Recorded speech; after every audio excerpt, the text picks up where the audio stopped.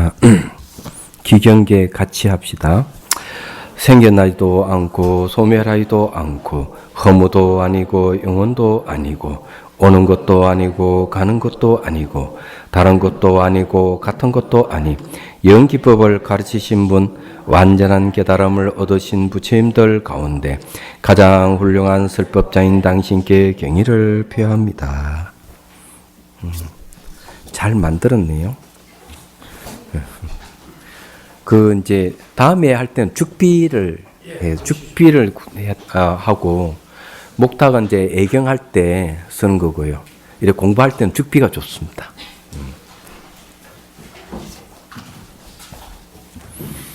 자.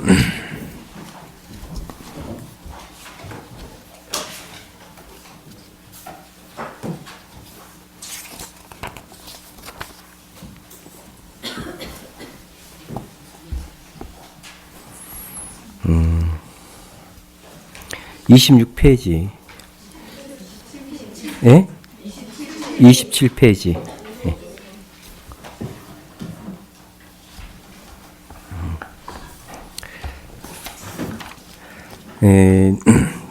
지금 이제 신수 스님에 대한 이야기를 좀 하고 있는데, 이 신수 스님은 홍인대사의 상수 제자입니다. 그래서 이제 개송을 이제 지어 바치면은 거기에서 6조를 뽑겠다 그랬어요. 그래 많은 대중 스님들 중에서는 신수 대사가 제일 나으니까 우리는 그냥 구경만 하자 이렇게 생각했고, 신수 대사는 자기 직접 이렇게 그 스승 앞에 개송을 바치려고 하니까 아주 경계가 완전하지 않다 하는 걸 본인이 좀 아는 것 같아요. 그래서 그냥 내가 벽에다가 이렇게 글을 손넣기를 이제 쓰고, 그걸 이제 스승이 보시고 결정할 것이다 하는 생각을 하게 되는 거죠. 그래서 이 신수대사는 굉장히 겸손하신 분입니다. 그런 입장에서. 그래서 이제 그 벽에 이제 그 개송을 지은 것이 몸은 보리수요 마음은 밝은 거울 같으니 때때로 부지런히 들고 닦아서 티끌먼지 안 묻게 하리, 이렇게 이제 얘기를 했는데, 이렇게 그 거울이라 하는 거 우리의 마음 거울을 얘기합니다. 근데 거기에 때가 묻지 않고 털고 닦는다고 하는 것은 인위적인 힘이 이제 필요하죠. 이런 건 수행을 의미합니다. 수행을 얘기를 하지만은 그 깨달음의 경지 완전히 들어간 것은 아니라 하는 것은 이 개송을 읽어보면 누구나 알 수가 있어요. 자, 그러면 27페이지 보십시오. 그 중간에 문인들 가는데 봅시다. 문인들 모두 이 개송을 여고 공경하는 마음을 훌륭한 개송이라고 찬탄했습니다. 오조께서 신수상자를 거처로 불러 물었습니다. 홍인대사, 그대가 이 개송을 지은 것이 아닌가? 만약 그대가 지었다면 나의 법을 얻을 수 있네. 신수대사, 제가 지은 것입니다. 송구스럽습니다만 조사의 지혜를 구하는 것이 아니니 화상께서는 자비로운 마음으로 보아주십시오. 제가 조금이나마 지혜가 있어 큰 뜻을 알아차렸습니까? 홍인대사, 그대가 지은 개송은 견해로 보면 상당하나 아직은 문 밖이지 문 방 안까지 들어온 것은 아니네. 범부가 이 개송을 의지해 수행한다면 타락하지는 않겠지만 이와 같은 견해로서 위없는 지혜를 찾고자 한다면 찾을 수 없을 것이네. 모름지기 문 안으로 들어와야만 스스로의 본성을 볼 수 있네. 그대는 돌아가서 하루 이틀 잘 생각해 보고 다시 다른 개송을 지어서 가져오게. 만약 문 안에 들어와 스스로의 본성을 본 개송이 분명하다면 그대에게 가사와 법을 부촉하겠네. 이 말을 듣고 자기 방으로 돌아온 신수상자는 며칠간 생각하고 또 생각해서는 결국 다른 개송을 짓지 못하였습니다. 자, 이게 이제 스승은 알고 있죠. 바로 너 아직까지 문 밖에 있어. 문 안을 못 들어왔어. 그래 더 생각해서 짓게 이러는데, 만일 여기서 신수대사가 조금 더 그 수행의 경계가 좀 있고 그랬으면은 바로 이렇게 지을 수 있는데 아무리 생각해도 못 지었다 하는 것은 아직 멀었다는 겁니다. 그러면 거의 비교해서 아난존자의 얘기를 한번 해보죠. 부처님께서 입적하시고 난 뒤에 3개월이 지났습니다. 그래서 이제 마가섭이 언제 부처님 말씀을 결집할 때가 왔다 이렇게 생각한 거죠.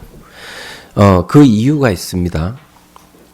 이 마가섭이 한 500여 명에 되는 대중을 이끌고 이제 구시나가라 쪽으로 이제 가다가 그때는 부처님께 입적하신 줄도 모르고 있을 때예요. 어떤 외도가 꽃을 이렇게 연꽃을 탁 꺾고 왔는데 마가섭이 그 꽃을 보고 이상한 생각이 들었던 거예요. 그래서 외도한테 물어봅니다. 당신 어디서 오는 길이냐고.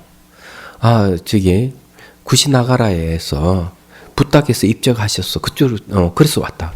대중들이 깜짝 놀라는 거죠. 그 소식을 듣고 전부 다 주저앉아서 부처님께 입적하셨구나. 그래서 거기서 꽃을 가져왔구나. 그런데 한 비구가 일어나 아이고 잘 돌아가셨다. 이거는 이제 발란타라라는 비구인데 나이가 많이 들어서 늦게 출가하신 분. 이제 우리 해방됐다. 그냥 시험을 면처럼 이건 해도 되지만 이건 하면 안 된다. 늘 잔소리를 하셨던 분이 돌아가셨어요. 우리 해방된 게 아니냐고. 막 이래서 큰 소리 치니까 대중들이 더 그것을 놀란 거예요. 그래서 마가섭이 이래서는 안 되겠다. 부처님 가르침을 결집을 해야 되겠다. 그래서 이제 입적하시고 난 뒤에 3개월 될 무렵에 500명이나 되는 아라한들을 전부 다 소집을 한 겁니다. 그래서 거기에 영치산 7역굴 지금도 있어요. 그거 아마 꽤 넓습니다. 그 동굴이.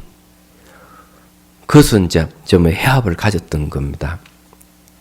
아라한이 아니면은 도를 수가 없는 거예요. 거기는. 그 발란타라라는 이 비구의 그 말도 되지 않는 얘기를 들으므로 충격에 이제 빠졌을 때 마가서 결집해야 되겠다는 거죠. 그러면은 그때는 부처님 가르침을 경전에 이렇게 종이에 적은 것이 아닙니다. 부처님께서 법문을 하면은 제자들은 그걸 듣고 다 외웠습니다. 법문을. 그래서 스님들이 경전이에요. 말하자면. 그런데 부처님 가르침을 가장 많이 들었던 분이 누구냐면은 아난존자입니다. 근데 아난존자는 수다원가밖에 얻지를 못했어요. 아랑가를 못 얻었던 거죠. 근데 성인의 경지는 들어갔긴 들어가도 아란이나 최고의 경계에 이르지를 못했던 겁니다. 그래서 이제 아난존자가 참석하려니까 마가섭이 안 된다. 너는 수다원가밖에 못 얻지 못했으니까 너가 아라한이 되면 참석할 수 있다. 이렇게 얘기합니다. 그러니까 자 이게 이제 신수대사하고 아난존자하고 비교입니다. 아난존자는 알았다고 하더니만 가서 그날부터 정진을 합니다. 밤새도록 아침부터 시작해서 밤새도록 이제 극기 명상을 했죠. 그래서 이제 한밤중에 이르러서 피곤하니까 침대에서 탁 앉아서 뒤로 이렇게 눕습니다. 이렇게 뒤로 딱 눕는 순간 바로 사담, 안남, 아랑까지 얻어버립니다. 한순간에. 피곤해서 누우면서도 이 관찰을 하고 있었던 거죠. 그래서 아란이 경지 이르게 되는 거죠. 그러니 벌써 깨달으면 이제 법렬을 이제 맛보고는 아침 일찍이 바로 가사를 들고 칩열골에 갑니다. 이제 난 아란이 됐으니까 이제 참여하겠습니다. 문 열어주십시오.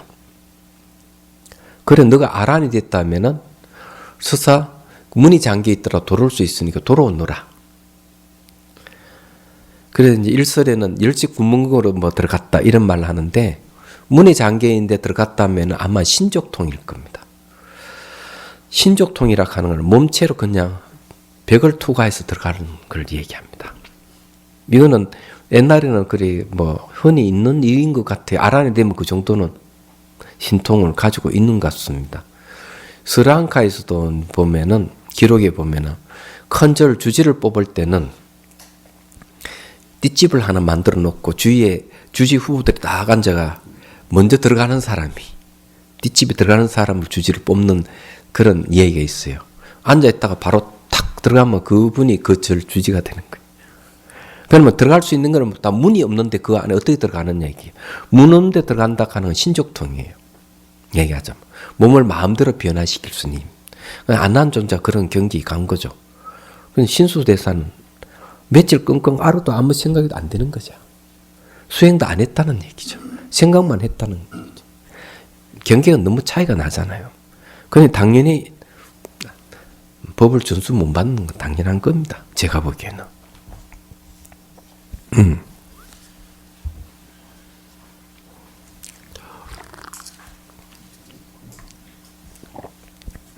자, 그 다음에 자 31페이지입니다. 해설은 이제 그냥 띕니다. 자, 개송을 바침. 누가 개송을 바치느냐 하면은 육조 노행자죠. 이제 아직까지는 노행자가 이제 개송을 바치는 얘기 나옵니다. 그 대중한테 이제 단에 올라서 자기 당신이 살아온 이제 그 인가를 받은 가정을 지금 얘기를 하는 거예요. 제가 방아를 찢고 있던 방앗간 앞을 한 동자가 신수상자의 개송을 외우면서 지나갔습니다. 저는 한번 듣고서 그 개송이 본성을 보지 못했으며 큰 뜻을 대의를 알지 못한 것일 줄 알았습니다. 노행자는 벌써 그 개송을 딱 듣고 이건 아니다. 벌써 알았다는 거죠. 그러면은 이 노행자는 언제 깨달았느냐 얘기죠. 벌써 남군 시절에 나무를 배달해 주면서 어느 집에 갔을 때 거기에서 어느 분이 금강경을 독송하는 소리를 듣고 깨달음을 얻었던 것이죠.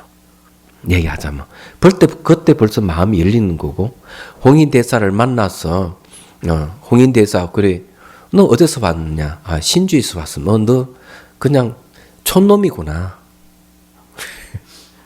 이렇게 하니까 노행자 하는 말이 신분을 따지면 남북이 있을는지 모르지만 불성에는 남북이 없습니다. 이 말 한물에서 홍인대사가 한눈에 알아봤죠. 그 옆에 대중들이 있으니까 친근히 할 수 없고 그냥 방앗간에 가서 방아 찢게 했단 말이에요. 사실 저도 그런 비슷한 경험이 있어요. 제가 이제 출가를 76년에 출가를 했습니다. 예. 75년도에 절에 들어가서 76년도에 고자 송자 노스님께서 조금 말세에 법문하러 오신다는 소리를 딱 듣는 순간 내가 출가를 해야 되겠다. 5월 5일 단오 날 계를 받았어요. 저 혼자 조그마한 남자에서. 그러고는 이제 가서 인사를 하니까 너 이름이 지자 허자 지허락하는 이름이 너무 높으니까 글자 하나 바꾸자 이죠. 그래서 나를 딱 보더니만 구름 문자가 좋겠다. 지운이라 해라. 그래서 제가 지운이 됐습니다. 그 다음 날 또 이제 친견을 할 때 이런저런 얘기를 하면서 도력에 대한 얘기 나와요. 도력. 길도자 힘력자.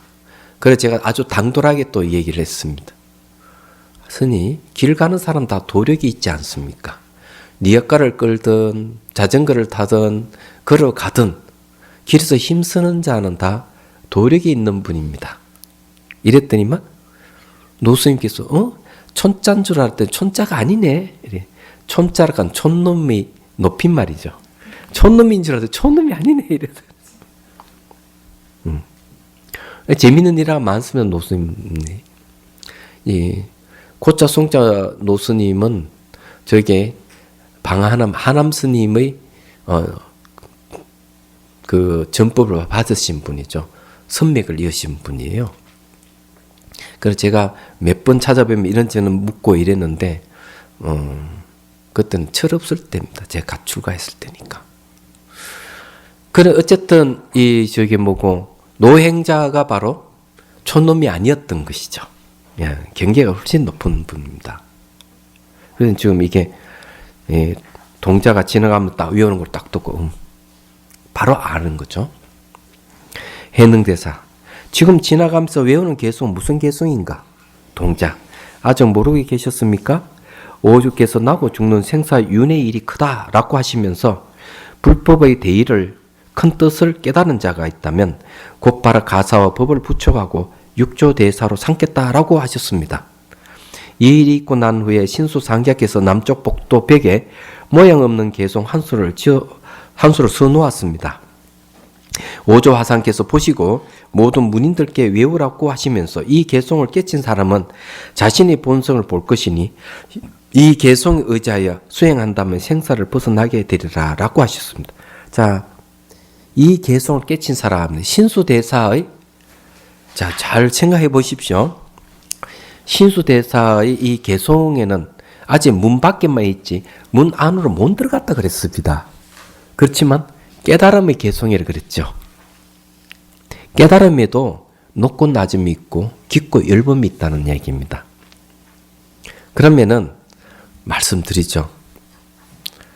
깨달음의 단계는 몇 단계나 될까?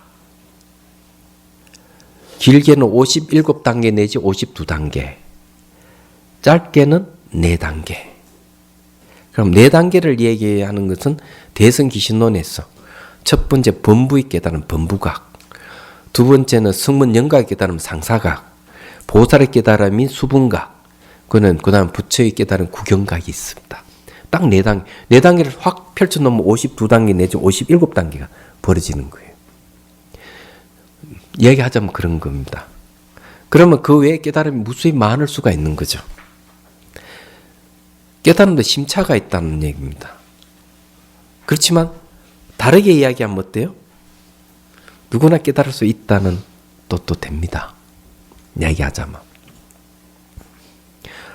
이 깨달음의 개송이라고 깨친 개송이라 하지만 그 깨침의 내용으로 보면은 신수대사는 아직 문 밖에 있게 문 안으로 못 들어왔다는 것일 뿐이에요. 그 요즘 제가 그 전번에 깨달음에 대한 얘기가 나왔을 때 제가 그 뜻을 잘 몰랐다가 인터넷을 찾아보니까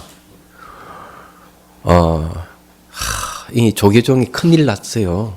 보니까 큰일 났는데 진짜 좋은 일이 경사스러운 일이다. 이렇게 무슨 일을 생겨도 조계종은 찢어진 북이라 두드려도 소리가 안 나더니만 이제는 뭐 큰 대종 소리가 터졌어요. 깨달음을 논의한다는 것은 대단한 일입니다. 엄청난 좋은 일이에요. 그 교육원장 현흥 스님이 깨닫는다는 것을 이해하는 것이라고 이렇게 발언을 했는데 수자 스님들이 발끈했습니다.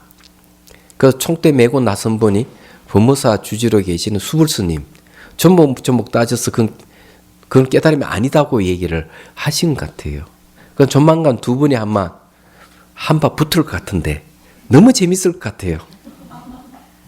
그래 그에 대해서 많은 분들이 학자들이 또 설랑설레 오고 가고 있으면 찬성하는 분이 있고 안 하는 분들이 있는데 가만히 보니까 나도 한마디 하고 싶은데 저는 안 끼워주는 것 같아서 그냥 가만히 있습니다.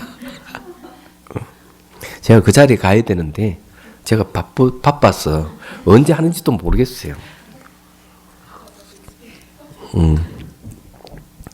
자, 그렇지만 깨달음에 대한 얘기를 조금 할 필요가 있을 것 같습니다.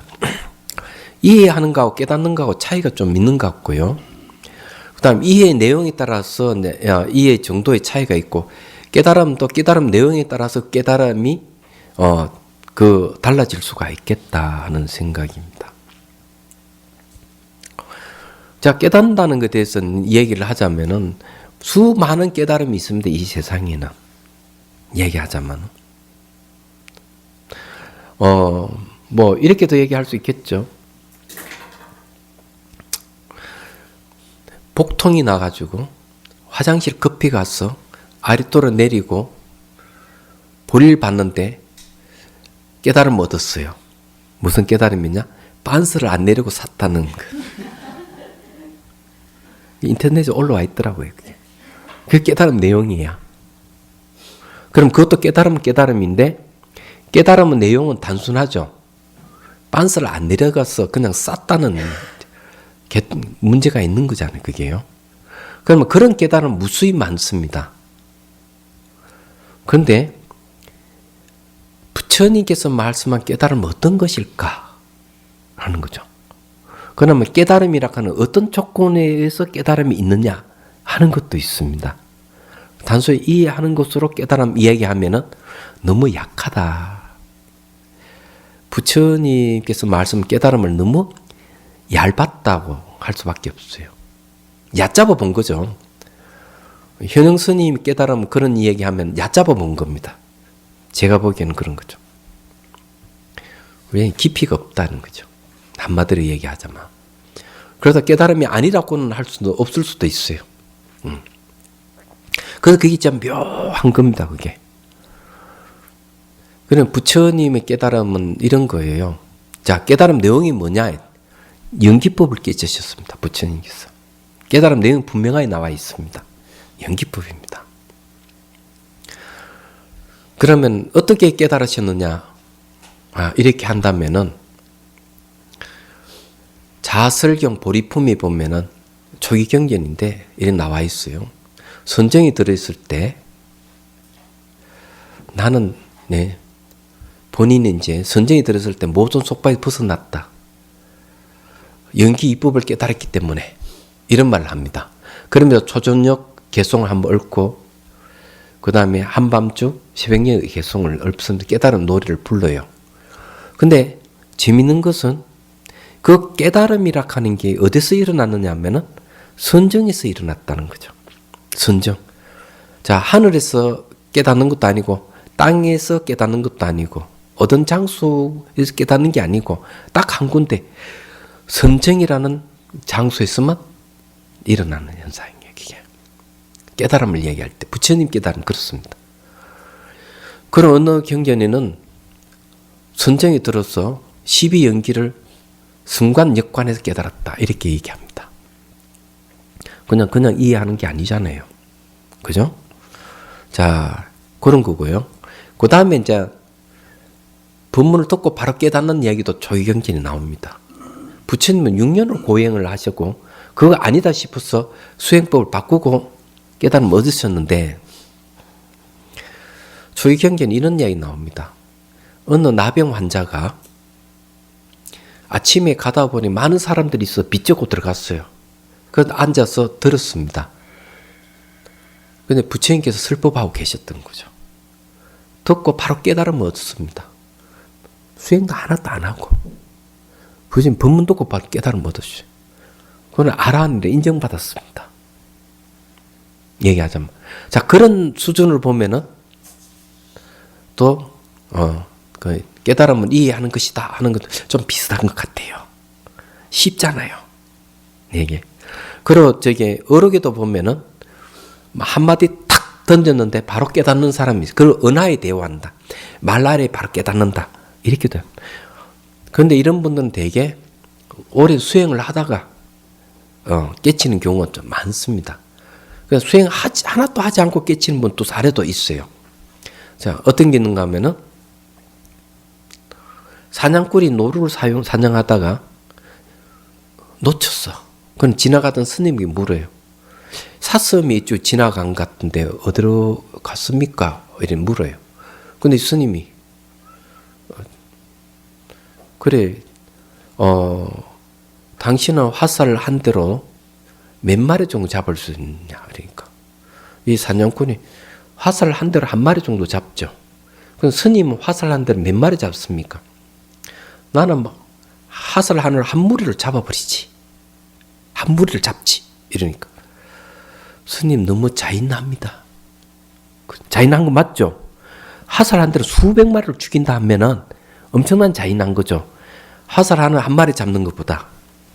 근데 스님 하는 말이 그래, 너 화살을 너 자신을 왜 쏘지 못하느냐? 그 말 한마디 탁 탁 깨달아요. 그 화살은 너 자신을 왜 쏘지 못하느냐 얘기야.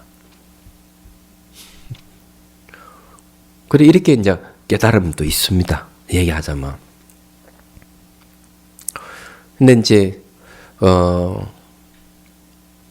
보조국사께서 깨달음 어떻게 얘기하느냐. 전생에 부처님이나 수행자에게 보시한 인연이 있으면 이 생에 와서 단밖에 깨닫고 차츰차츰 닦는다. 그렇지만 전생에 정해를 닦으신 분이라면 이 생에 와서 단밖에 깨닫고 단번에 수행에 마친다. 도노돈수를 얘기합니다. 근데 깨달음 내용이 뭐냐가 참 중요해요. 아무리 이거는 그냥 일하에 지나지 않지만 곧 이제 여기에 그 노행자의 깨달음이 개송이 돼서 우리 논할 건데 깨달음 내용은 연기법입니다. 그러면 그러니까 선성들은 그러면 깨달음 내용을 어떻게 표현하느냐 하는 문제가 있어요. 그러면 부처님 깨달음 내용하고 선성들이 깨달음 내용하고 비교를 해볼 필요가 있어요. 안 그래요? 그러면은 지금 깨달음을 논의하고 있는 거에 대해서 우리가 어떻다 하고 이렇게 판단을 할 수가 있습니다. 자, 도노 입도 연문론의 대선사께서 돈자는 돈제망념이요 오자는 오무소득이다. 돈오. 돈은 형용한 말 같은데 단박에 이런 말이에요. 돈제망념. 망념은 단박에 제거된다는 거죠. 그건 시간차가 있습니다. 수행하고 관계되는 돈자죠. 오는 뭐냐 얘기죠. 오자는 오 무소득이다 그랬어요. 얻을 바가 없음을 깨닫는다. 무소득이 깨달음의 내용입니다. 그럼 부처님께서 연기법을 깨치셨는데 연기법은 무소득이냐 안 그러면 무소득이 연기법이냐 이걸 판단을 해봐야 됩니다. 그런데 여기는 심오함이 있어요. 그건 연기법은 굉장히 간단하게 생각하는데 연기한다 하는 건 모든 존재는 상호 의존하고 있다는 뜻이 하나 있고요. 또는 연하는 원인이고 기는 결과입니다. 인과의 뜻이 있습니다. 이 두 가지가 있어요. 연기는. 좀 더 심오한 세 번째가 있습니다. 모든 존재는 언어와 생각에 의존하고 있다 하는 이거는 굉장히 심오한 뜻이 있습니다. 그는 인과는 아시죠? 첫 번째. 인과는 모든 걸 원인과 조건되면 발생한다는 겁니다. 그래서 법신계락하는 개성에도 이런 개성이 있는 거죠.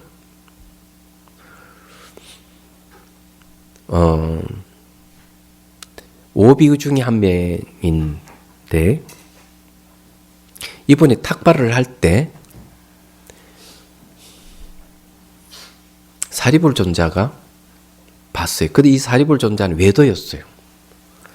그래 탁발하는 모습이 범상치 않았어. 탁발이 끝나자마자 묻습니다. 당신 누굴 스승으로 모시고 수행합니까? 저는 고타마 붓다를 스승으로 모시고 수행합니다. 그럼 고타마 붓다께서 뭘 가르치십니까? 내가 출가한 지 얼마 안 됐어. 다 이야기는 못하고 간단하게만 일러드릴 수 있습니다. 그럼 그거라도 일러주십시오. 이렇게 얘기합니다. 모든 것은 조건에 의해서 생겼다가 모든 조건에서 사라진다. 이것이 대사문이 가르칩니다. 이걸 법신계라 그럽니다. 근데 이 말 한마디에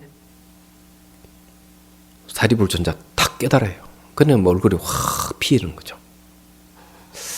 여러분 깨달음 얻으셨습니까? 예? 깨달음 안 왔죠. 이게 사리불존자하고 우리들하고 차이점이에요. 그분은 말 듣자 바로 깨달음인데 그러면 사리불존자 외도 수행을 했지만은 수행을 하신 분이기 때문에 그렇지 않나 이렇게 생각합니다. 그래서 먹는 존자에게 가니 먹는 자가 보니까 사리불존자 얼굴 환하니까 빛이 나니까 무슨 일이 있었냐 안 그랬더니 너한테 이야기하려고 그래. 친구지간이니까. 그래서 붓다의 제자를 만났는데 하면서 또 개성을 탁 일러주니까 먹는 자도 바로 탁 깨달아. 이 두 분이 이제 사실 부처님 상수제자죠. 그 뒤편은 나중에 기회 되면 얘기를 할게요. 재미있는 또 이야기가 있는데 자 내용이 보면은 원인과 조건이 있으면은 그에 의해서 발생한다는 게 이게 바로 발생과 소멸, 이게 바로 연기법이에요. 인과법입니다. 두 번째는 상호 의존 관계니까 모든 존재는 상호 의존하고 있다. 그럼 상호 의존을 더 자세히 보면 뭡니까? 독립된 개체가 없다 이런 소리예요. 그 이제 물리학자 중에서 제프리 추라는 물리학자도 거의 똑같은 예.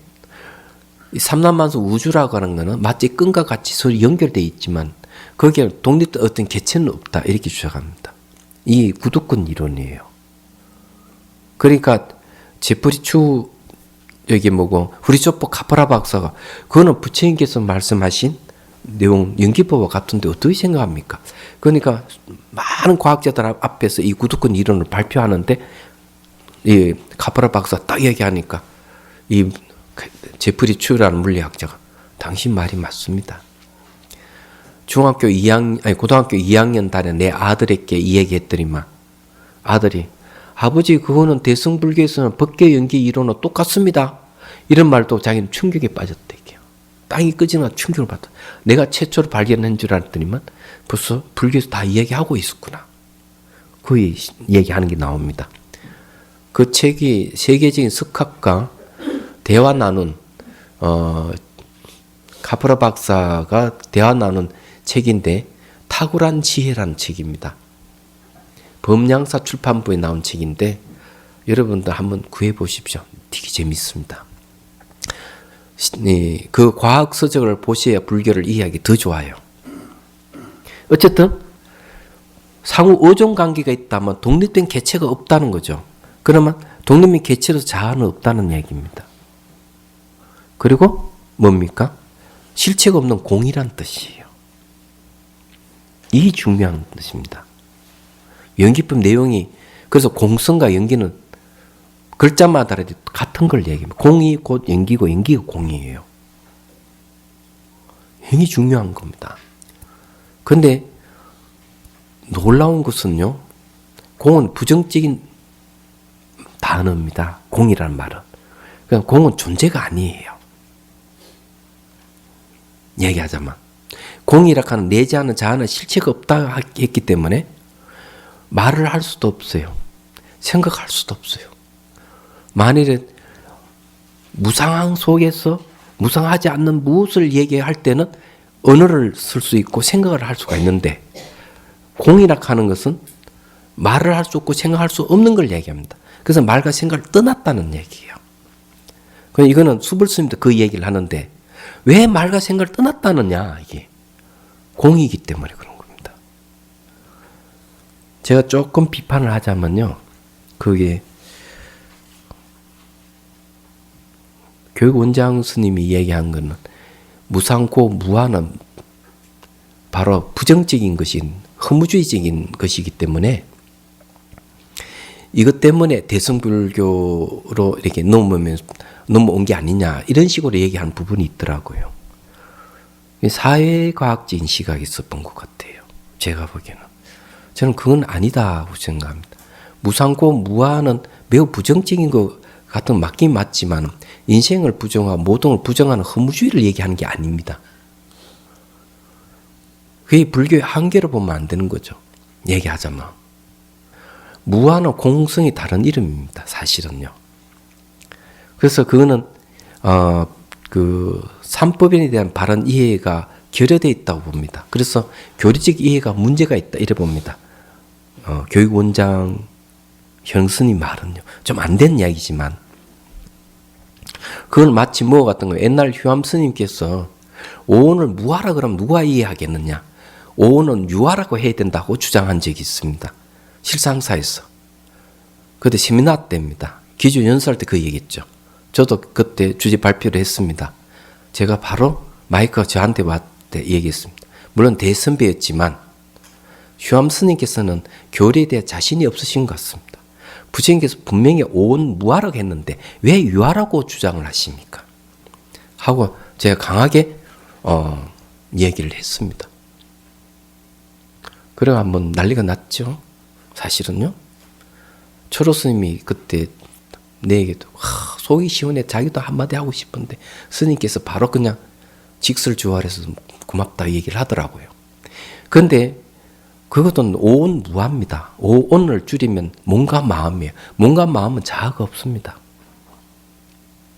자아가 없다 하는 무아를 얘기하는데 무아라 하는 매우 중요한 거예요. 그건 사실 진실을 얘기하는 것입니다. 유아가 아닙니다. 성가에서는 진아를 얘기하더라도 불교에서 진아는요 무아의 아라고 얘기합니다. 그래서 진아의 내용도 무아예요. 이런 사실을 모르면 실체론주의 빠져버립니다. 뭐가 있는 같이. 그러면 깨달음은 없습니다. 부처님 깨달으면 내용은 무하고 공이고 연기입니다. 이름만 다르지 다 똑같은 걸 얘기합니다. 얘기하자면. 그래서 그것을 삼법인을 비판하면 안 되는 겁니다.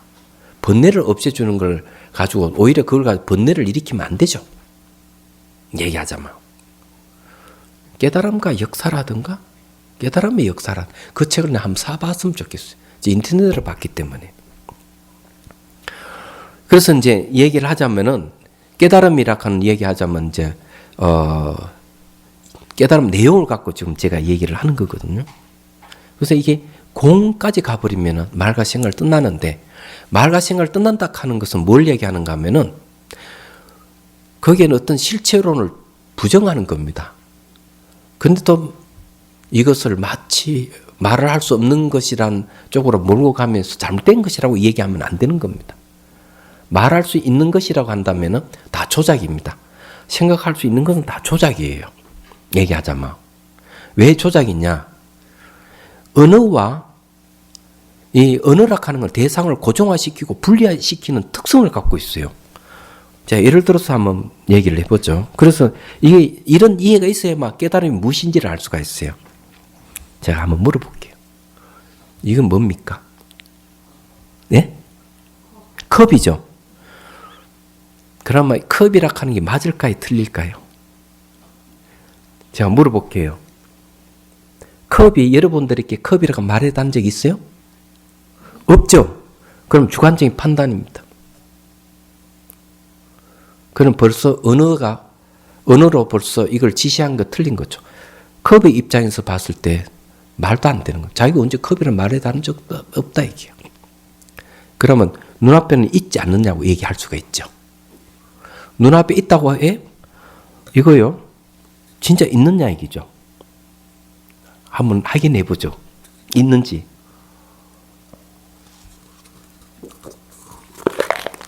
컵이 있습니까? 없죠. 그럼 왜 있다고 얘기합니까? 있다 해도 틀린 겁니다. 변하니까요. 우리 시각적으로 딱 고정되어 있고 분리된 것 같지만은 과학적 진실은 찰나생찰나 멸하는 겁니다. 순간순간 변하는 거예요. 변하는데 어떻게 말을 할 수 있습니까? 애초 처음부터 이 세계는 언어가 없던 겁니다. 그래서 수행 중에 예를 들어서 얘기죠. 굉장히 간단한 진실을 얘기를 하죠. 제가 미얀마에서 수행할 때 경희대학 대학원생이 한 명 찾아왔어요. 그래서 단기 출가해서 수행을 하다 한 2주 지나니까 쫓아왔어요. 스님, 이 정확한 언어로 표현할 수 없다 하는 사실을 아십니까? 흥분이 돼가지고. 그래서 이 친구 이야기는 그런 얘기예요. 거기에는 이파사나 수행에서 언어를 명칭을 붙이게 합니다. 예를 들어가지고 움직임은 움직임, 따가우면 따가움, 차가우면 차가움 이렇게 명칭을 붙이게 합니다. 그래서 몸을 관찰하다 보니까 처음에는 이다 하는 게 정확하게 딱딱한 말이 들어가는데 계속 명칭을 붙이다 보니까 단어의 한계가 와버린 거예요. 그래서 이제는 통증이 일어나면 예를 들어가 막 째는 것 같은 통증이 일어나면 째는 것 같은 통증, 칼로 째는 것 같은 통증, 같다 하는 말을 붙입니다. 그 다음 좀 지나면은 제가 그까지는 이 친구에 내가 그 다음 지나면 어떻게 되는 줄 아느냐니까 모른대. 그래서 그 다음 주에는 빠르게 현상이 변하기 때문에 알고 있음 하고 명칭을 붙여줘야 된다 그랬어요. 왜? 이게 딱 알아차린 순간 벌써 대상이 사라져버립니다. 빠르잖아요. 그 다음에 어떤 현상이 생긴 줄 아느냐? 그러니까 모른대. 그럼 형태가 다 사라져 버린다. 다 사라져 버릴 때는 명칭을 붙일 수가 없다. 그래서 언어는 한계가 있는 거죠. 그래서 이 세계는 애초 처음부터 이름이 없습니다. 이 세계는 체험적으로 알 수 있는 부분들이요. 자기 몸만 그런 게 이 세계도 마찬가지 없습니다. 그런데 우리는 고정되어 있다, 분리되어 있다, 스스로 존재한다 보는 거거든요. 그래서 연기라고 하는 사실을 잘 사유를 해보면은 독립된 개체가 없구나. 모든 원인과 조건에서 일어나고 사라질 뿐이구나. 이런 거죠. 중론에 보면 재밌는 얘기를 하고 있어요. 제가 하나 물어볼게요. 자, 요거 종이 맞죠? 자, 불을 붙이면 붙죠? 그러면 이 지금 불을 붙지 않고 있는 이 종이는 연료일까요? 연료가 아닐까요? 예? 종이 어떻습니까? 불이 타려면은 연료가 있어야 되잖아요. 그러면 이건 연료입니까? 연료가 아닙니까? 연료 맞습니까? 예? 연료가 아니라고요? 나한테 불을 붙여지는데 연료잖아요. 아닙니까? 요건 어때요? 요거는 요 장작 뿌개고 불 붙이면 붙으니 연료 맞습니까? 아닙니까? 요건 연료 맞습니까? 아니, 왜 아니라고 생각합니까?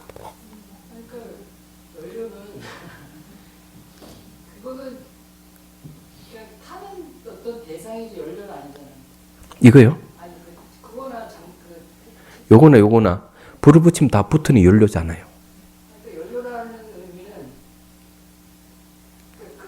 어떤 대상이 아니라 어떤 힘이 보이지 않는 어떤 작용. 힘 작용이 어쨌든 타는 거니까 이것도 타고 이것도 타잖아요. 불을 붙이면은. 연료에서 결과적으로 타는 거지 그게 연료가 아니고. 타는 건 연료가 아니다고. 예? 우리 상식적으로 다 연료 아닙니까 이거? 예. 조금 더 사유가 깊이 좀 할 필요가 있는데, 이거 연료 아닙니다. 이것도 연료 아니에요. 이거는 종이컵이고, 이거는 그냥 책상이에요. 그런데, 불이 붙을 때, 이건 연료입니다. 요거 불이 붙으면 이건 연료예요. 예. 얘기하자면 그렇습니다. 그런데 우리는 미리 결정해버리죠. 미리 이거는 연료다. 결정해버리죠. 틀린 겁니다. 이게 중론에서 이 얘기를 합니다. 그런데 우리는 언어로서 사물을 이렇게 딱 결정해버리면은 다 틀려지게 돼 있어요. 그래서 언어로서 대상 명칭을 붙여서 규정하는 것 자체가 벌써 오류를 빠지고 있는 거죠. 애초 처음부터 매 찰나멸라하기 때문에 사물이 계속 바뀌기 때문에 말을 붙일 수가 없는 거예요. 얘기하자면. 그래서 그걸 뭐라는가? 무상하게 매 순간 변하는 것은 실체가 없다는 거. 공이라고 얘기합니다. 자, 요거는 불을 붙이면 타 들어가잖아요. 타고 들어가기 때문에 변하는 거잖아요. 변하는 것이기 때문에 종이컵이라고 하는 것은 어때요? 실체가 없는 거죠. 그리고 무상적공이라고 그럽니다. 그럼 안 태워도 돼요. 손으로 이렇게 하면은 벌써 종이컵이 망가지잖아요. 그러니 무상적공입니다. 공하는 거는 부정사입니다. 컵이라고 하는 실체가 없다 이 말이에요. 얘기하자면. 그러면 무상이나 공이나 연기 다른 이름입니다. 깨달음 내용이 그것이죠. 그래서 말과 생각을 떠났다 이렇게 버리면은 벌써 그것은 무하고 공을 얘기하는 겁니다. 사실은요. 어쩔 수 없이 무하라고 그랬고 그것도 어쩔 수 없이 공이라 한 거예요. 그런데 무상고 무하 무하라고 하는 말을 들어가지 않은 삼법인 중에서 이건 뭘 얘기하느냐 똑같은 의미예요. 자, 또 한 가지 이제 말씀드린 무하를 물을 마시잖아요. 물을 마시면 물 맛을 알 수 있죠. 그렇죠? 그럼 물이 목을 통해서 들어가면은 물맛, 뱃속에 물이 들어가면 물맛을 알까요? 모를까요? 모르죠? 모르잖아요. 음식을 먹으면 음식 씹을 때 맛을 아는데 음식이 뱃속에 들어가면 음식 맛을 모르잖아요. 배에서. 이건 뭘까요? 이건 무아예요. 이걸 무아라 그래. 자아가 내 안에 있대. 말하게끔 하고 생각하게끔 하고 행동 옮기게끔 자아가 있다 이러면은 뱃속에 음식물이 들어가면 더 잘 알아야 될 건데 모르잖아요. 이게 무아예요. 그럼 이런 것은 이 무아라고 하는 말 자체는 세월이 아무리 바뀌어도 안 바뀌는 진리입니다. 얘기하자면 공이라 하는 말도 세월이 아무리 바뀌어도 바뀌지 않는 진리예요. 그런데 이걸 역사적인 시각에서 왜 보느냐. 이게 무상고 무아락 하는 것은 시디 뒤떨어진 가르침이니까 이걸 바꿔야 된다. 이건 맞습니까? 그러면 현흥 스님이 그런 책에서 그런 발언했다면 틀린 겁니다. 이거는. 왜? 깨달음의 내용은 안 바뀌니까. 그래서 이제 깨달음을 논하면은 깨달음의 내용이 무엇이냐 따라서 깨달음의 성격이 달라지는 거죠. 그러면 불교에서 말하는 깨달음 내용은 연기법이에요. 그러면 연기법의 내용은 바뀌지 않습니다.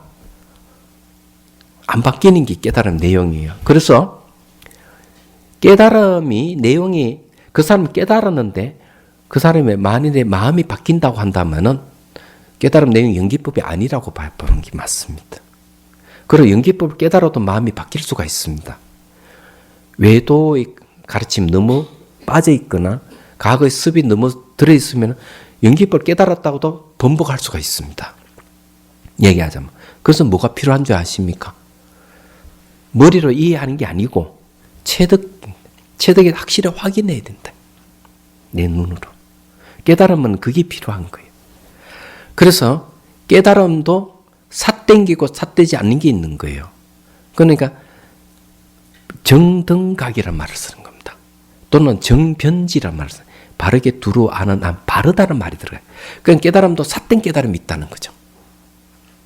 이런 걸 논의를 많이 해야 되는데 앞으로 이제 두 분이 논의하면은 이런 것도 많이 얘기를 하겠죠. 저는 그렇게 생각합니다. 그러면 이제 이 정도로 하면은 여러분들이 조금 깨달음에 대한 얘기가 조금 얘기할 수 있겠죠, 그죠?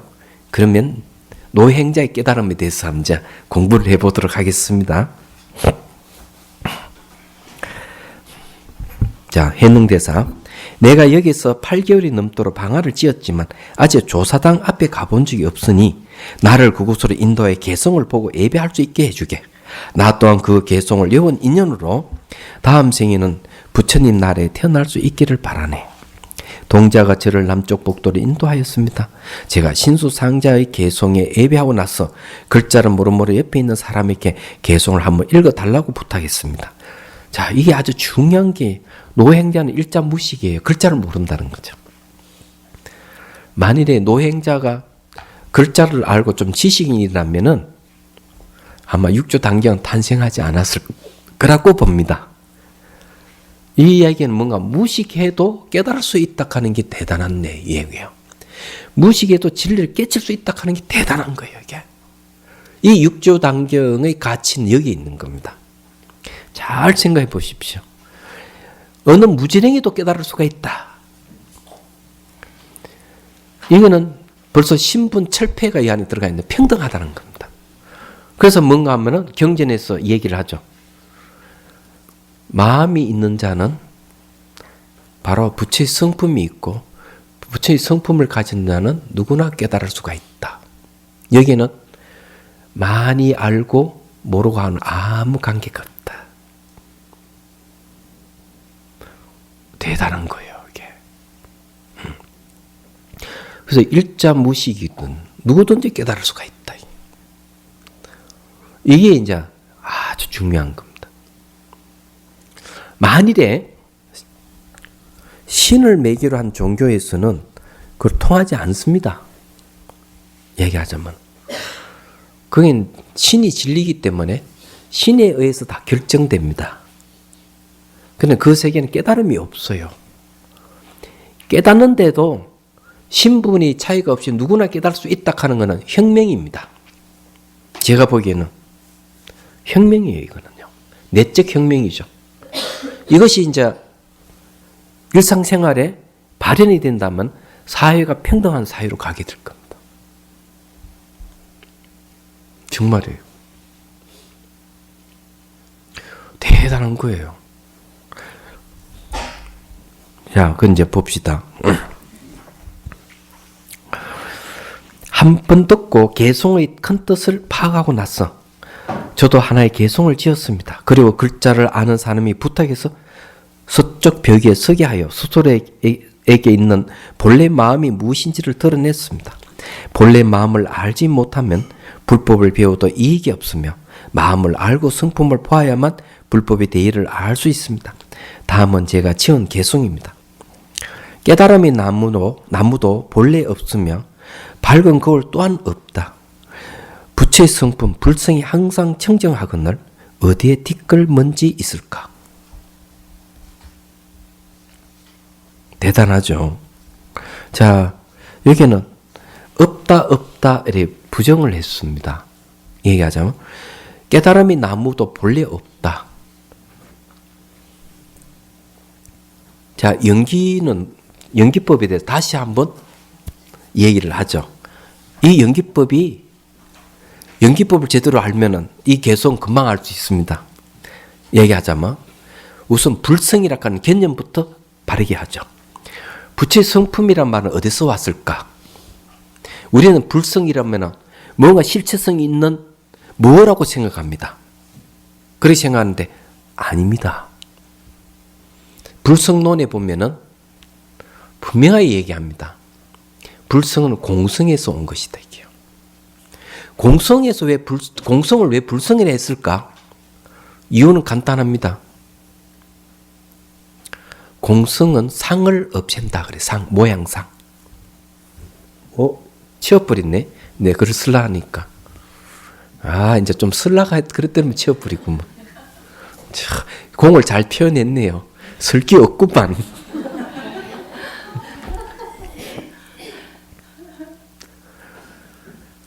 그래서 공이라고 하는 상을 엎친다. 모양상. 상이 있으면 어때요? 우리는 이름을 붙일 수 있고 그에 대해 생각할 수가 있어요. 여러분 연애할 때 생각해 보시면 그이가 너무 좋아. 그녀가 좋아 이러면 날마다 그녀를 생각하고 그이를 생각하다 하루 다 보내잖아요. 전화도 오고 가고 전화상으로 또 부족해서 또 만나 헤어지고 와가 또 전화하고. 왜? 이미지가 있으니까. 이미지가 있으니 말을 하잖아요. 전화하고. 이미지 있으니까 서로 만나잖아요. 그럼 좀 징그러운 이야기를 할까요? 표피를 이렇게 딱 갈아가지고 쫙 뒤집으면은 뭐가 나올까? 해골이 나오죠? 그럼 다 똑같아요. 다 똑같으면 전화 안 할 겁니다. 만나지도 않을 거예요. 그래서 상이라고 하는 그런 겁니다. 이 상을 없애는 게 공입니다. 그래서 모든 내락하는 상, 너락하는 상, 중생이라는 상, 수명이 결정되어 있다는 상을 다 없애버려요. 그래서 그런 상에 의해서 나타난 미세 만경까지 다 떨쳐버려서 부처를 이룹니다. 그래서 그 공성을 뭐라는 하면은 바로 부처의 성품이라는 거죠. 부처가 될 수 있는 씨앗이라는 거죠. 그래서 공성에서 불성이 나온 겁니다. 그럼 불성의 특징이 뭐냐? 부정이에요. 불성을 들으면 긍정적인 뭐가 있다고 생각하는데 공성에서 왔다 그러면 부정적인 것이죠. 다 부처 아닌 것은 다 친다고 생각하지만 좀 더 가면은 공성의 입장에서는 다 아니다니. 그냥 공은 부정적인 겁니다. 근데 존재가 아니라는 거죠. 어떤 실체성이 없습니다. 자, 공은 실체성이 없는 게 있는데 반야신경에 뭘 했습니까? 반야신경 잘 보면은 재밌어요. 반야신경의 깨달음의 내용이 뭐냐면은 깨달음 내용이 이렇습니다. 제법공상 모든 존재의 비해 있는 모습은 불생불멸 불구부정 부정불가. 이게 깨달음 내용이에요. 견도라 그럽니다. 이게 경지가 생이 아니요 멸이 아니 불자는 없음 불자 같습니다. 생도 없고 멸도 없다. 불구부정 깨끗함도 없고 더러움도 없다. 부정불감 증가하는 것도 없고 감소하는 것도 없다. 아무것도 없는 거예요. 얘기하자면 공이라 하는 그런 뜻이에요. 그러면 공성은 언제 드러나느냐? 공성이 드러나는 것은 선정을 통해서만 드러나요. 대지도론에 나오는 얘기입니다. 그래서 선정이 들었을 때 다시 살펴보면은 뭐가 있느냐? 그 다음에 공중무생 무수상행식 무한입설신이 나갑니다. 공 가운데는 아무것도 없어요. 공 가운데는. 그러면 선정은 뭡니까? 감정과 생각이 일어나지 않는 순수한 상태에서 살펴보니까 아무것도 없어요. 얘기하자면. 근데 공 가운데 아무것도 없는 이게 수도 단계입니다. 수도. 돌을 닦는 단계죠. 말하자면 이때는 잠재적 성향을 없애야 하는. 잠재적 성향이라 하는 거는 잠재되어 있는 내가 뭐가 있다 생각하는 거 있어요. 그래서 잠재된 성향 중에서 어떤 게 있는가 하면 나를 사랑하는 마음이 있고 나를 높이는 마음이 있고 내락하는 게 뭐가 있다는 어리석음이 있어요. 이때는 견도에 들어가서 수도 상태에 가면 이 잠재적 성향을 없앱니다. 언제? 선정 속에서. 그래서 없다 나가는 겁니다. 그런데 선정에서 나왔을 때는 이 세계는 뭘로 나타나겠나? 원인과 조건에서 인연관계에서 형상을 이루고 있는데 인연관계 이루기 때문에 환영과 같은 겁니다. 실체가 없는 환영과 같다. 이렇게 그렇게 보이는 겁니다. 이 세계는. 그래서 거꾸로 올라가면은 자 선정에서 깨어났을 때는 뭐냐? 분명히 모든 존재의 공의 모습은 불생불멸 불구부정 부정불감이지만 선정에서 깨어났을 때는 뭘로 보입니까? 색이 곧 공이요 공이 곧 색이다. 물질이 그냥 비어있고 비어있는 게 물질이다. 수상행식 역부여시. 수상행식 뭡니까? 감수작용, 포상작용, 의작용, 판단작용. 이게 정신도 그 본질에 비어있고 비어있는 게 바로 정신이다. 이렇게 되는 겁니다. 그래서 선정이 들어가면은 공 가운데는 아무것도 없다. 이 반야신경에서 이 얘기를 합니다. 이걸 잘 견지해보고 이걸 딱 보십시오. 보리수는 본래 없다 이게. 만약 보리수가 있다고 한다면은 틀렸죠. 상호 의존 관계가 있기 때문에 독립된 개체가 없는데 없다 하는 게 맞죠. 그렇죠? 밝은 거울 또한 없다. 밝은 거울이 따로 있는 게 아니에요. 밝은 거울이 뭡니까? 지혜를 얘기합니다. 마음 지혜, 마음의 그러니까 우리 마음의 본성을 얘기합니다. 마음의 본성은 지혜입니다. 마음의 본성은 거울과 같아요. 근데 이거는 있는 게 아니다. 이게. 존재하는 게 아니다. 그래, 그런 건 없다. 맞죠? 그다음 불성이 항상 청정하다는 말은 뭔가요? 다 없는데 없어. 그건 없는 그게 뭐냐? 청정이에요. 청정. 청정을 뭘 오염과 반대되는 예. 그는 뭘 오염이라 하느냐? 논술에 보면 청정과 오염을 분명하게 얘기합니다. 생각이 일어나고 사라지고, 예, 더럽고 깨끗하고 이런 거는 전부 다 생사가 있는 겁니다. 생멸이 있는 것은 전부 다 오염입니다. 태어나고 죽음이 있는 건 다 오염이에요. 청정은 태어남도 없고 죽음도 없어요. 불생불멸이에요. 불구부정, 부정불가 이걸 청정이라고 그래요. 그래서 번뇌와 청정한 마음은 한 번도 만날 수가 없어요. 왜? 코드가 안 맞아요. 청정한 마음은 마치 호흡같이 텅 비어 있는 마음이에요. 실체가 없는 거죠. 그런데 생멸이 있는 번뇌가 가까이 탁 만나면은 어떤 게 깨집니까? 번뇌가 깨져버려요. 그래서 한 번도 이게 만날 수가 없는 거예요. 만났다 그러면 소멸해버려요. 그래서 청정한 마음은 생사가 없는 마음이에요. 그런데 이 칠판에 적어야 되는데 그러나 자 그러면 이것도 잘 좀 얘기를 해야 되겠습니다. 그래서 청정한 데는 이게 일어나고 사라지면 아무것도 없어요. 티끌도 아무것도 없어요. 그래서 끝에 마지막은 어디에 티끌 먼지 있을까? 없다 이게. 티끌 먼지는 번뇌잖아요. 번뇌가 그 자리에 있을 수가 없다 이게. 얘기하자면. 자 그러면 이런 게 어떤 경계를 얘기하느냐? 경계가 궁금하지 않아요? 경계가 궁금하죠? 이건 어렵지 않아요. 너무 쉬워. 그러면 한 번 더 우리 연습을 한 번 더 해보고 판단합시다. 자, 저쪽에 탱화를 보십시오. 자, 반대로 저쪽 문사를 보십시오. 다르죠?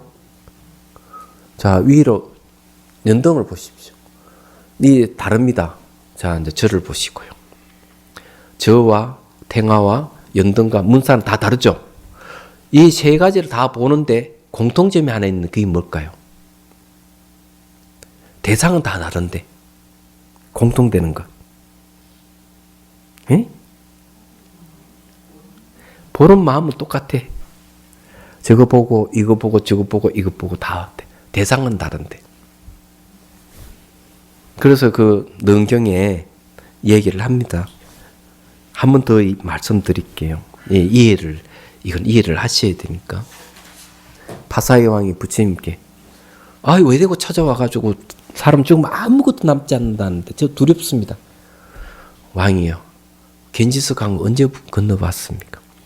3살 어머니 품에 안겨서 장수 신이께 기도하러 건넜습니다.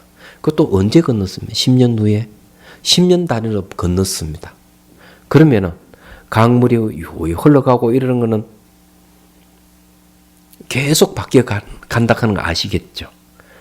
그런데 그 강물을 겐지스 강을 보는 그 마음은 어릴 때는 지금이나 다릅니까?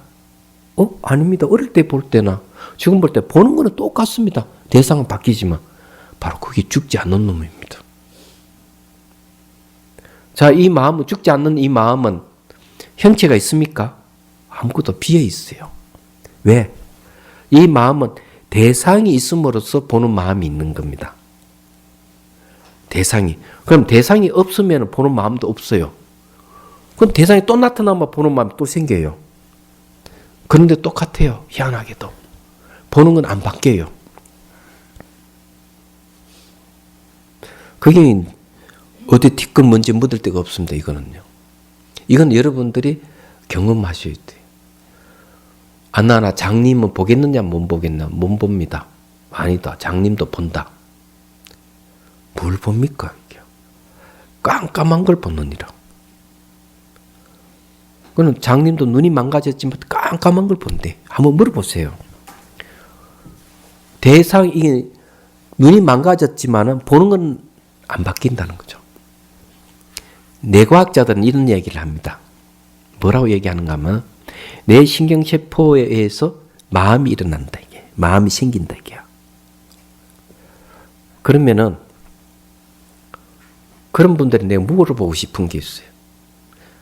치매에 걸린 사람은 그러면 뇌 신경세포가 망가졌으니까 보고 듣고 하지 말아야 될 거 아니에요. 그죠? 치매에 걸린 사람은 어때요? 봅니까? 보죠? 듣습니까? 듣죠? 그건 사람 몸 알아봅니다. 침이 걸리면. 근데 보고 듣고는 다 하는 거예요. 보고 듣고 하는 게 뭡니까? 마음이에요. 이 마음의 본성은 내 신경세포가 망가져도 보고 듣고 하는 거는 안 바뀌는 겁니다. 이거는. 종소리를 치잖아요? 듣잖아요? 그럼 종소리 사라지면 듣는 마음도 사라져버려요. 그죠? 또 소리가 들리면 또 들어요. 희한하죠? 듣는 건 안 바뀐다는 얘기입니다. 대상은 바뀐다. 그래서 듣는 성품은 바뀌지 않는다. 보이는 대상은 바뀌지만 보는 성품은 안 바뀐다는 거죠.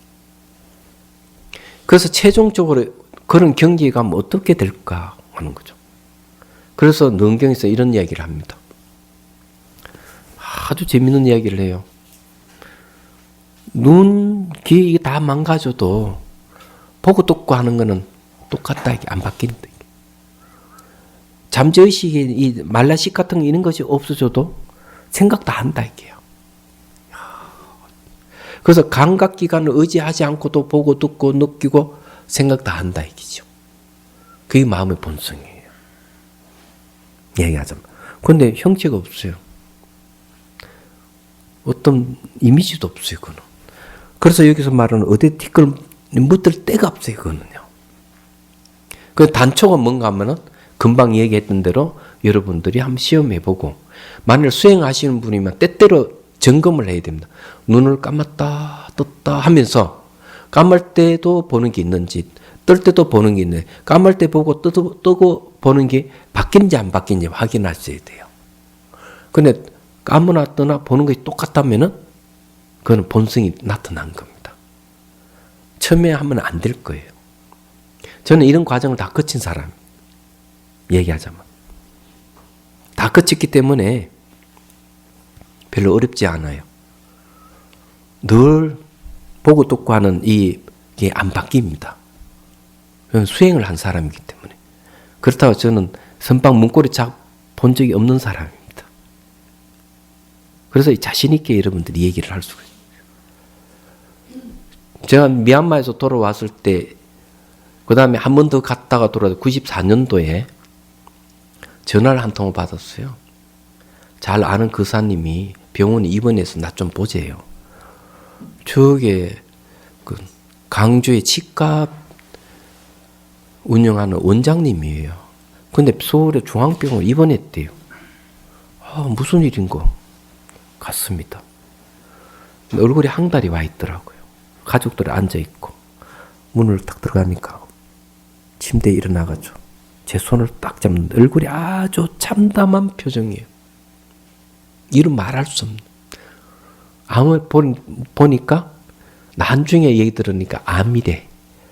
또 항달이 왔으면은 가망이 없답니다. 그거는. 그래서 제가 뭘 위로해 주겠습니까? 직감을 하고 제가 얘기를 했습니다. 제가 공부를 해보니까 숨도 쉬지 않고 땀도 흘리지 않는 놈을 제가 만났습니다. 그 놈은 바뀌지 않고 죽지 않는 놈입니다. 그 사님에게도 있습니다. 이랬더니만 갑자기 얼굴이 확 피지는 거예요. 안심이 되는 거죠. 정말이에요. 근데 그분은 진짜 돌아가실 때 편안하게 돌아가셨습니다. 이제 안타까운 분인데 수행을 좀 하셨던 것 같아요. 그런데도 불구하고 죽음 민박하니까 마음이 불안했던 거죠. 그래서 저를 불렀던 겁니다. 그러니까 이 이야기를 하고 있는 거예요. 핵심은 뭔가 하면은 공입니다. 무소득이에요. 얻을 바가 없는 걸 깨닫는다. 똑같잖아요. 얻을 바 없는 게 공의 다른 이름입니다. 무소득은 무소유의 다른 이름이죠. 다 없다 나오잖아요. 공 가운데는 어떻게 무색 무수상에서 무한에 없다로 나가죠. 무슨 말 이해가 되죠? 이래 딱 통하는 겁니다. 이 깨달음 내용이에요. 또 하나 개성을 또 읊었어요. 마음은 보리수요. 몸은 밝은 거울. 밝은 거울이 본래 청정하거늘 어디가 티끌 먼지로 묻을까? 자, 마음 자체가 보리수고 몸 자체는 밝은 거울이에요.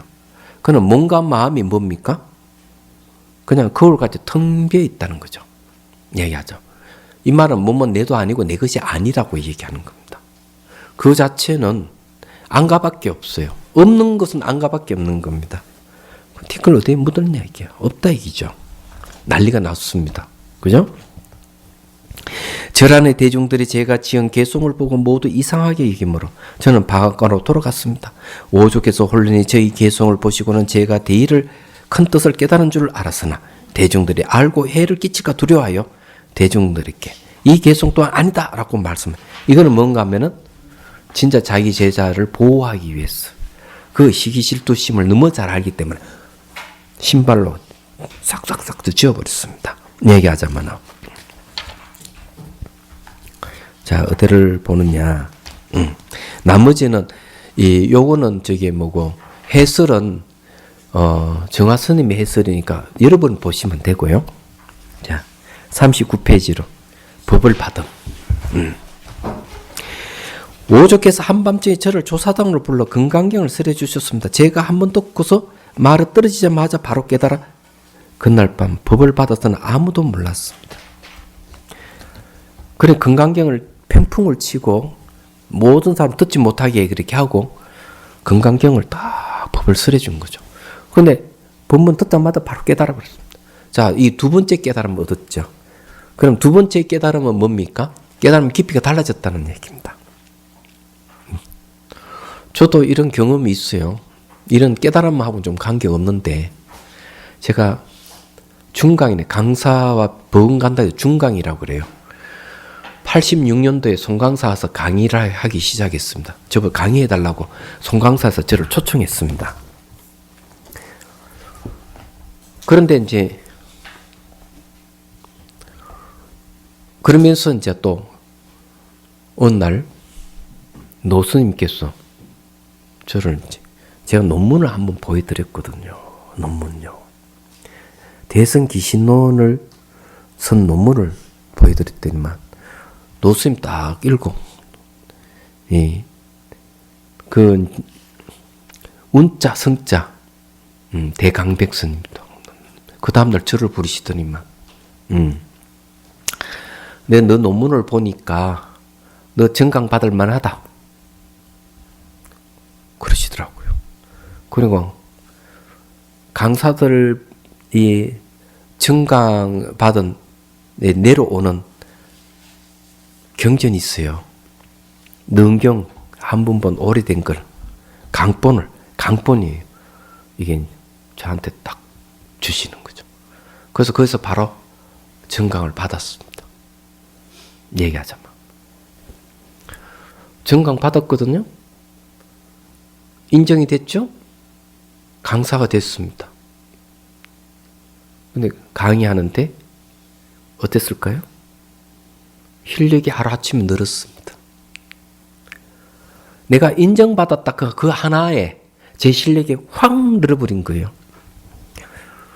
그리고 또 그 다음 해에 동아사에서 일기스님하고 같이 우리나라 전국에 있는 강사 스님 앞에서 정식으로 정강식에서 강맥을 이었다가는 선포가 됐습니다. 얘기하자면. 그래 돌아와서 강의하는데 또 실력이 탁 늘었어. 재밌죠? 정말이에요, 그거. 그리고는 제가 또 미얀마 가서 원래 선방 갈래 하다가 미얀마 갔죠. 꼬시켜서 갔다 와서 수행하고 돌아왔는데 그때는 노스님께서 저희 자리를 물러주시고 벌써 가셨더라고요. 지훈이 오면은 강주를 시키십시오 하고. 그럼 제가 강주 됐잖아요. 실력이 또 팍 늘었습니다. 예, 인정을 받는다는 것은 대단한 일이에요. 얘기하자면 벌써 홍인대사가 방앗간에 가서 이렇게 3번 툭툭툭 치고 돌아갑니다. 그러니까 노행자는 상경이 오락하는 사실을 알고 갑니다. 가니까 평풍을 탁 치고 금강경을 딱 쓸어줍니다. 바로 딱 깨달아버렸습니다. 왜? 벌써 3번 치고 상경이 오락하는 것만 해도 벌써 인정을 받았고 또 병풍에서 법문을 듣고 바로 또 깨달았습니다. 대단한 일이에요. 얘기하자면. 그래서 여기서 법을 받았다. 이게. 오조께서 곧바로 저에게 돈법과 가사를 전하면서 말씀해. 돈법이 뭡니까? 바로 법문을 듣고 바로 깨달았기 때문에 돈법입니다. 돈, 갑자기 돈자잖아요. 법을 바로 깨달았다 이 말이에요. 돈법은. 그럼 뭘 깨달았냐 이게. 똑같은 깨달음이죠. 불생이 청정하다 하는 깨달은 것이죠. 무소독을 깨달으신 거예요. 저도 그렇게 바로 깨달으면 얼마나 좋겠습니까? 홍인화상 그대가 육조 대사가 되었으니 가사를 심표로 삼아 대를 이어 서로 전할 것이며 법은 마음으로 전하여 마음으로 전한다 하는 이게 이심전시입니다. 마음으로 전한다. 이게 마땅히 스스로 깨닫게 해야 하네. 해능스님 옛부터 법을 전해받고 나서는 목숨이 신랄에 매달린 것 같았네. 만약 이곳에 계속 있다가는 사람들이 그들을 해칠 수 있어서 어선 빨리 먼 곳으로 떠나야 하네. 법을 받다 그러면 시기 질투해서 죽일 수가 있어요. 그러니까 스승이 너무 잘 아는 거예요. 제자를 아끼는 마음 빨리 떠나라. 예. 제가 가사와 법을 전해받고 한밤중에 떠나려 하니 오주께서 몸소 국왕역까지 배웅하시고 나서 헤어질 때 제게 당부하셨습니다. 스승이 제자까지 바래다 줬어요. 이런 영광이 어디 있어? 제자를 아끼는 마음과 내가 너만 믿어. 믿음을 확실하게 준 거죠. 홍인대사. 그대로 부지런히 남쪽으로 가되 3년 동안은 법을 표력하지 말게. 예, 혼란이 일어날 것이니 환란은 지난 후에 미혹한 사람들을 잘 지도하게. 그러다 그들의 마음이 열리게 된다면 그대와 더불어 깨친 바가 같을 것이다. 이와 같은 당부 말씀을 듣고 나서 작별 인사를 하고는 곧바로 남쪽으로 출발했습니다. 2달쯤 되어서 대유령이 이르렀습니다. 그때까지 수백 명이 뒤따라와 저를 해치고 가서 법을 빼앗으려고 하다가 절반쯤 와서 다들 돌아간 줄을 저는 몰랐습니다. 어제 출가하기 전에 삼품 장군이었으면 성품과 행동이 거칠고 나쁜 진시성을 가진 해명스님만이 포기하지 않고 거의 고깃마루까지 쫓아와 덮치려 했습니다. 마지막 한 명이까지 와가지고 다 덮치려 한 거죠. 예. 이제 제가 가사를 건네 주었으나 기꺼이 받으려 하지 않고 제가 일본의 멀리까지 쫓아온 것은 법을 구하며 가사가 필요한 것이 아닙니다. 라고 하여 제가 고깃마루에서 해명스님께 법을 준수해 가르쳤습니다. 제 말이 끝나자마자 해명스님 마음이 열렸습니다. 저는 해명스님에게 북쪽으로 가서 사람들을 교화하라고 했습니다. 자, 이 노행자가 아직 계도 안 받은 노행자죠. 근데 여기는 내용을 잘 보면은 가감이 없죠. 이게 아마 도낭본일 그 가능성이 많습니다. 뒤에는 이게 많이 가감이 되는데 가감이 된 내용이 이제 이런 이야기입니다. 가사 내놔라 이러니까 그 노행자 그래 그럼 가져가라. 가사를 다 벗어가지고 바로 하고 바위 위에 탁 올려놓은 거예요. 그러니까 해명이라는 스님이 가져가려고 탁 들었는데 이 들리지를 않는 거죠. 얘기하자면. 그러니까 깜짝 놀래가 얼른 말을 바꿉니다. 제가 여기 온 것은 이 가사가 탐이 나서 그런 게 아니고 법을 구하기 위해서 왔습니다. 이렇게 아주 공손하게. 그러니까 노행자 하는 말이 선도 생각하지 말고 악도 생각하지 말라. 그러면 자네의 본래 면목을 보리라. 본래 몸이 뭡니까? 마음이 비어있는 공성, 불성을 본다는 뜻이죠. 그 말 한마디 탁 깨달아요. 깨달으면서 자기 해명이잖아요. 그러니까 이 노행자 이름이 노해능이란 말이에요. 이름을 노해능이라 했기 때문에 같은 해자가 붙으니까 우리 스승님이 같은 해자를 하면 안 되죠. 제가 이름 바꾸겠습니다. 도명이라고 바꿉니다. 네, 이해가 되시죠? 오늘 좀 일찍 끝내야 될 것 같아요. 설날이 얼마 안 있었어. 차가 많이 막힌다 그러네. 그래서 질문 받겠습니다. 네.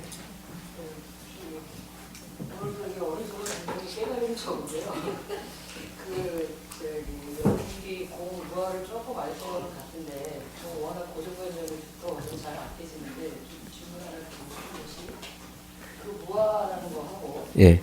정신의학에 얘기하는 초자하고 정신의학에 얘기하는 초자. 아, 초자. 그거랑 어떻게 다른지 조금 궁금하고요. 질문이라기보다는 좀 지혜를 하고 싶은 예. 초자는 불교에서는 인정 안 합니다. 그런 말 자체가 없어요. 자아를 초월했다 하면서 뭐가 있는 같이 얘기하잖아요. 그죠? 그렇죠. 정신의학은 예.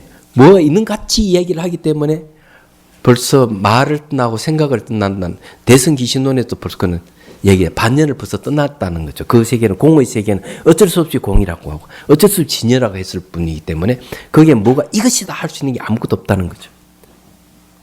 근데 왜 초자아가 왜 등장해요? 그렇잖아요? 그건 아니죠. 그럼 불교에서 초자아라는 말도 안 씁니다. 그래서 어쩔 수 없이 그렇게 얘기할 뿐이다. 어쩔 수 없이 얘기하면서 뭐가 있다 이렇게 주장하면 딱 아니다 부정해버려요. 말과 생각을 떠났다 하는 것은 아무것도 없다는 얘기입니다. 그 내용은 아무것도 없어요. 아무것도 없다고 어떻게 하나 공중무색 무수상의식 무한임설시 나가잖아요. 없다. 공 가운데는 아무것도 없다. 내자는 실체가 없다. 어떤 상에서 이게 정의 내릴 수 있는 게 아무것도 없다. 생기는 것도 없고 사라지는 것도 없다. 깨끗한 것도 없고 더러운 것도 없다. 예? 정하고 감사하는 것도 없다. 근데 거기에 뭐가 말을 붙일 수 뭐가 있어요? 이게 깨달은 내용인데. 얘기하자면. 그렇지 않아요?